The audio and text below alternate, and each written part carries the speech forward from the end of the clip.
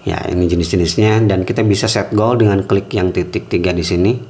Assalamualaikum, apa kabar semua? Kembali lagi bersama saya Rizal Fauzi. Di tangan saya sekarang ada smartwatch Apple Watch Ultra Super Copy. Yang paling saya suka dari smartwatch ini bukan bentuknya ya. Ya, Apple Watch Ultra bentuknya ya kayak gitu-gitu aja. Semua versi-versi Super Copy-nya juga sama. Tapi yang bikin saya seneng dan saya suka adalah UI-nya. Penasaran dengan UI dari HK8 Pro Ultra ini? Yuk kita bahas. Bagi yang belum tahu, HK8 Pro itu ada yang versi biasa, ada yang ini ya, versi ultranya. Untuk HK8 Pro itu juga smartwatch yang menarik, udah saya bahas by the way. Dan bentuknya bukan kayak Apple Watch, tapi bulat aja. Sekarang yang versi ultranya, jadi udah ada Pro ditambah Ultra. Untuk desain dari HK8 Pro Ultra ini ya pastinya mirip dengan Apple Watch Ultra. Kata orang Sunda mah bentelu gitu ya. Jadi tebal dan juga bulky, super bulky. Oke, kita ukur aja langsung. Untuk panjangnya smartwatch ini 49 mm. Jadi nggak cocok pastinya buat kamu yang punya pergelangan tangan kecil dengan ketebalan 14 mm. Dan bobotnya juga berat 71 gram. Dan ini penampakan HK8 Pro Ultra di pergelangan tangan saya. Yang bikin menarik dari desain Apple Watch Ultra itu memang dia besar tapi berhasil menampilkan tetap kayak cocok aja di pergelangan tangan 16 cm. Padahal saya biasanya pakai 47 juga udah lumayan kegedean. Tapi di sini masih kelihatan lumayan cocok. Di samping kanan ada crown, kemudian lubang mic dan juga tombol power. Kemudian di samping kiri ada lubang speaker yang gridnya bagus. Kemudian ada satu tombol, ini tombol shortcut untuk masuk ke olahraga. Tampilan belakangnya seperti ini dan ini terbuat dari glass ya. Oh ya, untuk unboxingnya udah saya upload di video short. Jadi tonton aja itu. Untuk pengecasannya ini menggunakan wireless dan pengecasannya lama banget. 2,5 jam baru penuh. Dan yang kamu lihat dari tadi ini adalah tampilan AOD-nya atau Always On Display. Tapi untuk AOD-nya cuma tampil sekitar ya 5-10 detik gitu, nggak selalu nyala.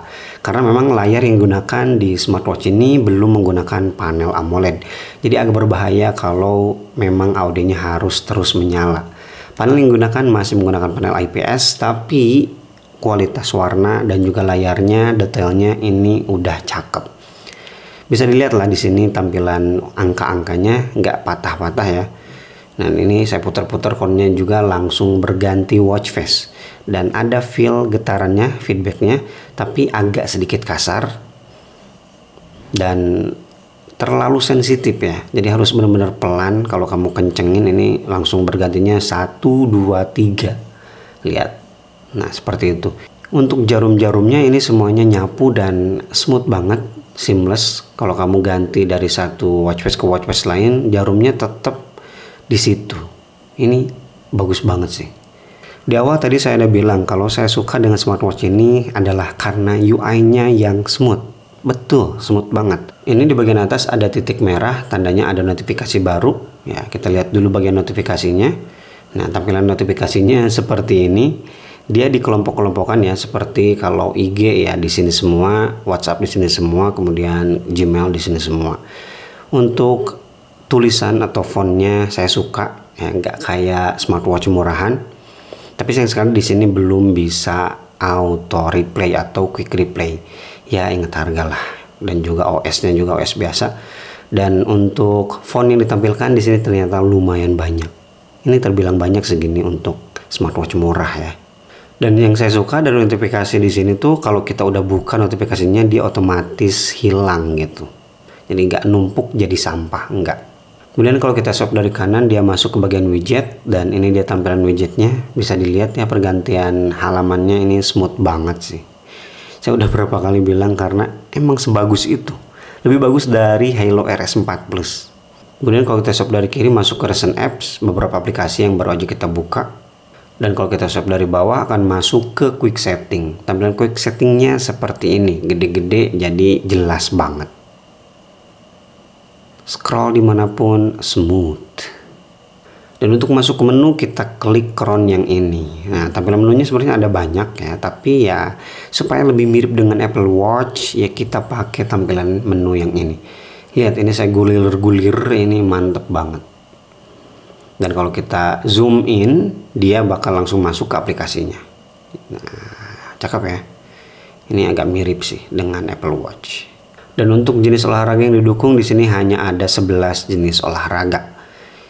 Ya, ini jenis-jenisnya, dan kita bisa set goal dengan klik yang titik 3 di sini. Ini setting goalnya. Yang saya sayangkan kalau kita habis olahraga, catatannya langsung ditransfer ke smartphone dan nggak bisa disimpan di smartwatchnya. Jadi kalau pengen lihat hasil olahraga, ya kita harus buka aplikasi Wear Fit Pro. For your information, Wear Fit Pro ini yang kurang saya suka banyak iklan ya. Jadi pertama masuk biasanya suka ada iklan. Kemudian kalau kita mau masuk ke ini ada iklan, yang kebetulan sekali nih pas lagi review kayak gini iklannya malah gak ada. Ya, untuk ngecek hasil rekaman olahraga kita masuk ke bagian home, kemudian cek di sini ada rekor olahraga. Saya mau ngasih lihat apa, ini iklannya kayak gini. Suka ada iklan di mana-mana. Kita klik di sini, saya pakai olahraga sekali aja. Nah, ini dia hasil data yang direkam oleh HK8 Pro Ultra. Kemudian untuk watches bawaannya nggak begitu banyak, cuman ada 6. Ngebut banget ya. Kalau nggak pelan-pelan ini langsung ngegolosor gitu. Ya, cuma ada 6 di sini. Dan di aplikasi Wear Fit Pro ada banyak dan udah mereka pisahin sesuai kategori. Tapi saya nggak bisa hitung ada berapa ya. Silahkan itu dijelajahi aja. Kemudian untuk fitur kesehatannya, yang pertama ada heart rate monitoring, tampilannya agak sedikit beda ya, seperti ini. Ini bisa diatur 24 jam di aplikasi Wear Fit Pro. Kemudian ada tekanan darah, yang harusnya sih ini gimmick ya, karena gimana cara penekanan darahnya nggak ada alatnya gitu. Selain itu, smartwatch ini juga di aplikasinya nggak ada untuk kalibrasi. Selanjutnya ada fitur SpO2 untuk mengukur kadar oksigen dalam darah, tapi untuk fitur ini manual ya. Yap, hasilnya udah keluar 95%. Kemudian ada sleep tracker juga untuk mengukur kualitas tidur yang tidak pernah saya coba ya, karena nggak nyaman di bawah tidur. Selanjutnya ada pressure juga, dan ada fitur breathing exercise, latihan pernapasan biar kita cepat kembali relax. Sisanya ya fitur-fitur gimmick lain lah, seperti gula darah di sini yang nggak tahu gimana cara penghitungannya. Kemudian ada tingkat pernapasan juga. Yang saya bingung di sini ada dia dan aku. Ini nggak tahu buat apa sih dia dan aku teh. Kemudian HK8 Pro Ultra juga menawarkan fitur Bluetooth calling. Kemudian untuk fitur-fitur pelengkapnya di sini lengkap banget ya, seperti ada asisten suara, ini nyambung ke Google Assistant yang ada di smartphone. Kemudian ada musik controller juga, bisa kita atur volume, mantap. Weather, animasinya cakep. Alarm yang bisa kita atur langsung di sini, stopwatch, timer, kalkulator, pembayaran online yang nggak bisa dipakai di Indonesia, kemudian kamera shutter yang bisa dipakai di aplikasi Wear Fit Pro, jadi bukan menggunakan kamera bawaan. Dan terakhir untuk kualitas baterai dari smartwatch ini ternyata tidak segede badannya. Ya, badannya kan gede, tapi baterainya hanya bisa dipakai antara 3, 4, sampai 5 hari. Tergantung pemakaian juga. Dan seperti yang saya bilang di awal ya, ngecas di smartwatch ini lumayan lama, 2,5 jam. Oke, itu dia review saya di smartwatch HK8 Pro Ultra. Kalau kamu punya budget 600 ribuan dan pengen tampil gaya kayak pakai Apple Watch Ultra, silahkan beli aja smartwatch ini. Selain mirip, dia juga UI-nya bikin betah. Yang perlu diperhatikan ya, bagian crown-nya ini agak sedikit offset gitu ya. Misalkan di sini ya, harus benar-benar pelan gitu. Kalau sedikit aja ngagolosor pisan kata orang Sunda mah. Yang kedua, meskipun mereka nyebut ini water resistant, tapi jangan berani dipakai berenang lah. Udahlah, cari aman aja. Ini smartwatch murah dan ada lubang speaker. Kalau ada lubang speaker harganya mahal kayak Huawei, Amazfit, itu berani-berani aja. Tapi ini mending cari aman, biar awet. Dan yang ketiga, soal baterainya yang menurut saya nggak begitu awet. Nggak sesuai dengan badannya yang badak lah. Harusnya sih bisa sampai seminggu lah minimal. Ini sekitar 4-5 hari. Oke, terima kasih bagi yang udah nonton video review ini sampai selesai. Bagi kamu yang udah pakai HK8 Pro Ultra, boleh juga share pengalaman penggunaan kamu di kolom komentar. Mohon maaf apabila ada salah-salah informasi dalam penyampaian di video review ini. Terima kasih, Rizal Fauzi pamit. Wassalamualaikum warahmatullahi wabarakatuh.